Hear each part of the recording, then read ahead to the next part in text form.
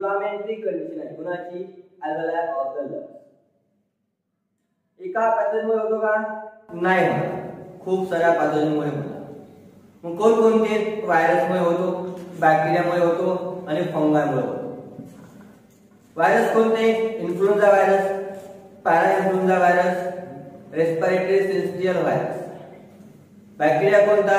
Streptococcus pneumonia. Okay. Symptoms कोणकोणते आहेत? ताप येते, हाय फीवर, त्यानंतर चेस्ट मध्ये पेन होणार आहे ड्युरिंग ब्रीथिंग कशी असणार आहे? Short breath. ओमेटिंग होणार आहे. पूर्ण बॉडीच्या मसल्स काय होतील रे? दुखतील.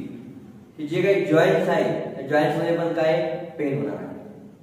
कशा मार्फत आजार पसरला जातो? ज्या व्यक्तीला झालेला आहे त्या व्यक्तीच्या जर आपण कॉन्टॅक्ट मध्ये आलो तर हा आजार आपल्याला होतो. पर्सन टू पर्सन कॉन्टॅक्ट किंवा ड्रॉपलेटच्या मार्फत हा आजार काय